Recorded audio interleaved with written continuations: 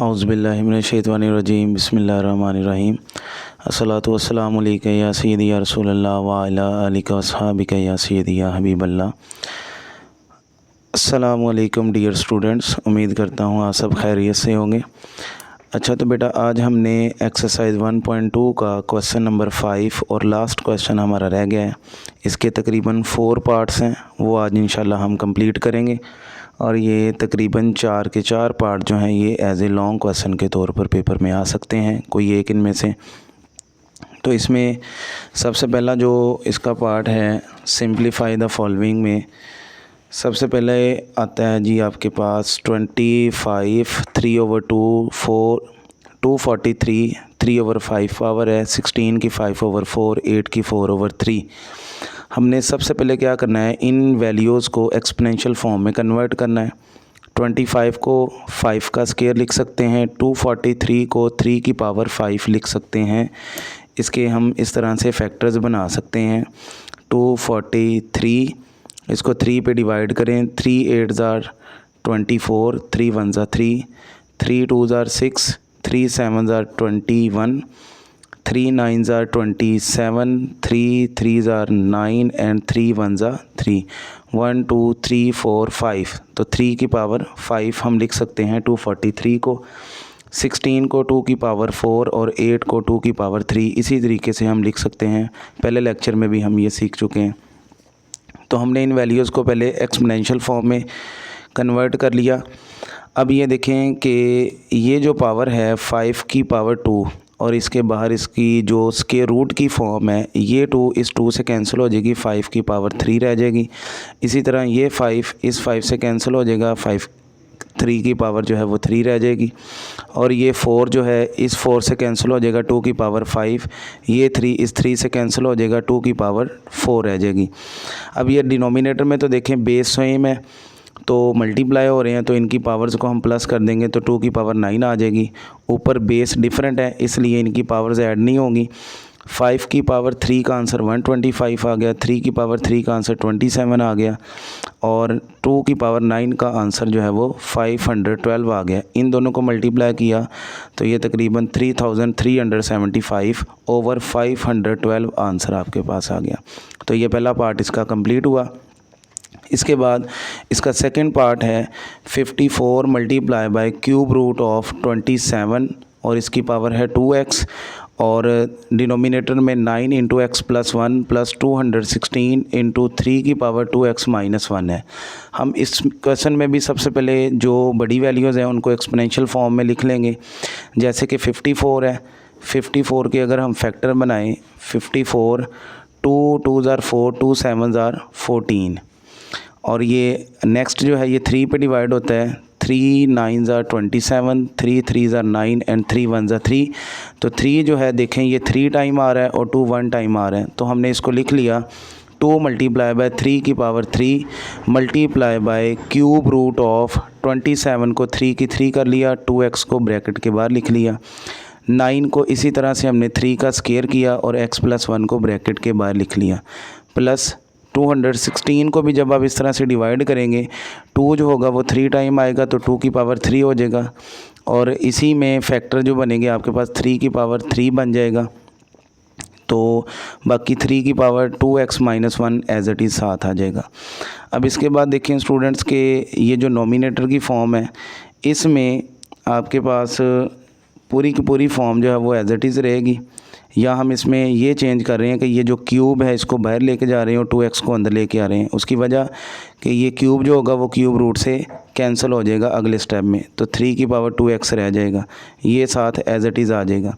और इसके डिनोमिनेटर में क्या हुआ है कि ये जो पावर है ये बाहर वाली पावर से मल्टीप्लाई हो जाएगी, तो 2 मल्टीप्लाई x 2x, 2 मल्टीप्लाई 1 2 आ जाएगा, प्लस ये आपके पास एज इट इज़ आ गया 2 की पावर 3।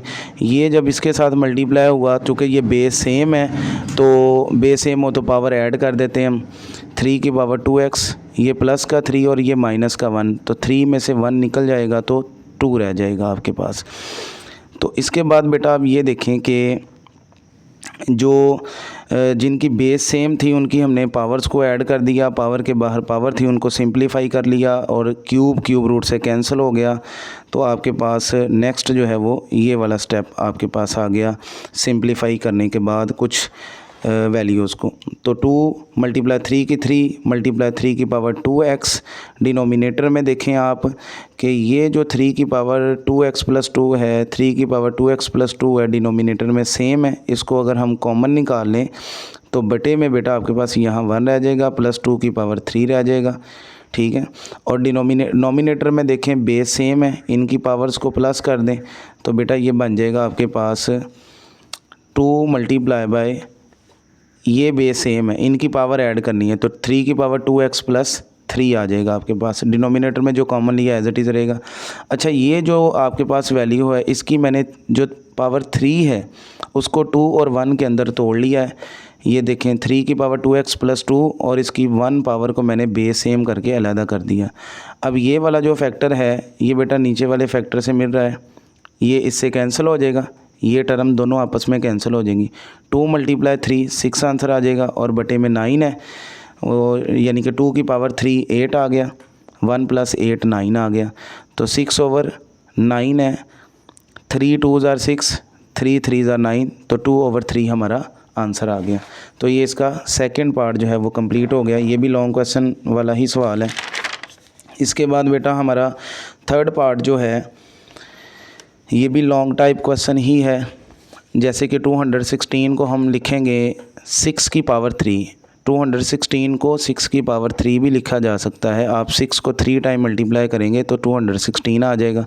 25 हमें पता है 5 का स्क्वायर है। इसका डेसिमल पॉइंट अगर हमने ख़त्म करना है पहले तो डेसिमल पॉइंट के नीचे बेटा 1 आएगा और आगे जितने डिजिट होते हैं उतने हम 0 लगा देते हैं, ठीक है, और ऊपर आपके पास 4 आ जाएगा। तो इसको हमने डेसिमल से फ्रैक्शन में कन्वर्ट कर लिया।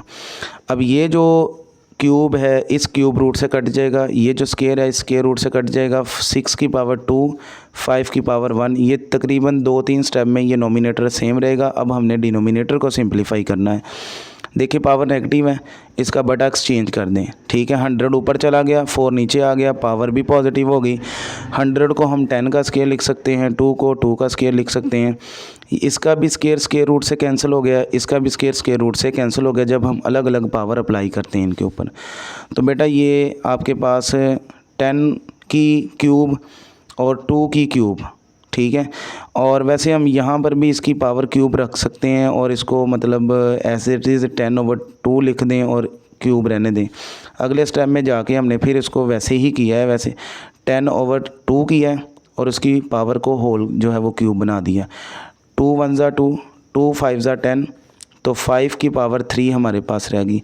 ये जो इसकी 1 पावर है ये इसमें से आके माइनस होगी, इसकी 2 पावर रहेगी। मैंने आपको एक्सपोनेंशियल लॉज में भी बताया था कि छोटी पावर को बड़ी पावर में से माइनस करना है ताकि आपका जो एक्सपोनेंट है वो नेगेटिव में ना आए। तो अब बच गया 6 की पावर 2 और 5 की पावर 2, इनके स्क्वायर रूट से कैंसिल हो जाएंगे।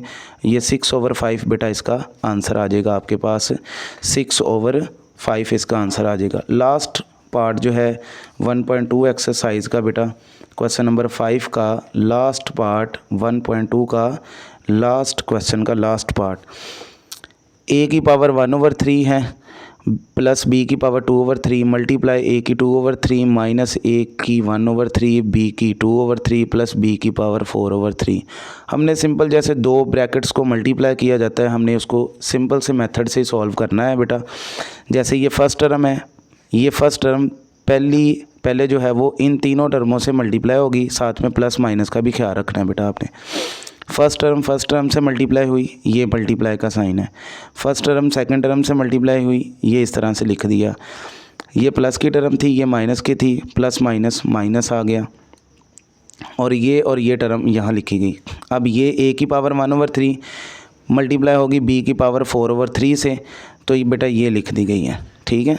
ये तीन टर्मों से मल्टीप्लिकेशन कंप्लीट होगी। अब ये b जो है सेम इसी तरह इन तीनों से मल्टीप्लाई होगा। ये जब फर्स्ट से मल्टीप्लाई होगा तो मैंने ये लिख दिया। जब ये सेकंड से मल्टीप्लाई हुआ प्लस माइनस माइनस, तो मैंने इसको ये लिख दिया। जब ये थर्ड से मल्टीप्लाई हुआ तो इसको यहाँ लिख दिया गया, ठीक है। सामने स्पेस नहीं थी तो इसको जो लास्ट वाली टर्म थी उसको हमने लास्ट पे लिख दिया, इसके नीचे लिख दिया, ठीक है। अब बेटा देखें बेस सेम है, पावर ऐड करते हैं हम, रूल पढ़ा हुआ है हमने, एक्सपोनेंशियल लॉ पढ़ा हुआ है। तो देखें इन दोनों की बेस सेम है तो 1/3 प्लस 2/3 करेंगे, ठीक है। ये देखें इधर ज़रा 1/3 प्लस 2/3, तो बेटा 3 इसका एलसीएम आ गया, 1 + 2 कितना आ जाएगा 3, तो ये मैंने यहाँ पे लिखा हुआ है 3/3। ये टर्म जो है इसमें भी ये देखें 3 इनका एलसीएम आ जाएगा बेटा, 1 + 1 जो है वो 2 हो जाएगा। बेस सेम होने पर पावर ऐड करेंगे ना, तो 1/3 प्लस 1/3, 3 एलसीएम आया, 1 + 1 2 आ गया। तो ये a की पावर 2/3, साथ में ये b की पावर 2/3 एज इट इज़ आ जाएगी। क्यों? क्योंकि ये डिफरेंट बेस के हैं ना, इसलिए ये पावर इसमें ऐड नहीं होगी। तो थर्ड पे आए, ये 1/3 और b की पावर 4/3 ये एज इट इज़ रहेगी, ठीक है। और उसके बाद b की पावर 2/3 है और a की पावर 2/3 है, वो भी एज इट इज़ हमारे पास आ गई, ठीक है। और माइनस b की पावर 2/3 और a की पावर 1/3 और b की पावर 2/3, ये यहाँ पे अब देखें b और b इन दोनों की भी बेस सेम है, तो 3 इनका एलसीएम आ जाएगा और 2 + 2 बेटा 4 आ जाएगा। ये वाली टर्म का आंसर ये लिखा हुआ है, ठीक है। तो b की पावर जो है वो 4/3 और a की पावर 1/3 एज इट इज़ रहेगी। अब ये जो लास्ट वाली टर्म है इसका आंसर बेटा यहाँ पे है, ठीक है। 3 इनका एलसीएम आ गया, 2 + 4 6 बन गया इसका, ठीक है। अब आप इसमें ये देखें बेटा कि ये वाली जो टर्म है a की पावर 2/3 b की पावर 2/3 ये नेगेटिव है, और ये a की 2/3 b की 2/3 ये पॉजिटिव कैंसिल होगी। a की पावर 1/3 b की पावर 4/3 ये पॉजिटिव है, a की पावर 1/3 b की पावर 4/3 ये नेगेटिव है, ये पॉजिटिव ये नेगेटिव ये भी कैंसिल। और बाकी क्या बच गया, b की पावर 6/3 और a की पावर 3/3, 3 3 से कैंसिल हो जाएगा, a की पावर 1 रह जाएगी, और ये 3 1 ज़ा 3, 3 2 ज़ा 6, तो a b की पावर 2, इसको हम ऐसे भी लिख सकते हैं a + b का स्क्वायर। तो ये बेटा हमारा लास्ट पार्ट था क्वेश्चन नंबर 5 का। उम्मीद करता हूँ कि आपको इस लेक्चर की समझ आई होगी। फिर भी बेटा अगर किसी भी क्वेश्चन में मसला हो तो कमेंट सेक्शन में जो है वो अपना क्वेश्चन करें, इंशाल्लाह आपके क्वेश्चन का आंसर दिया जाएगा एज़ सून एज़ पॉसिबल। और अपना ख्याल रखें। अल्लाह हाफिज़।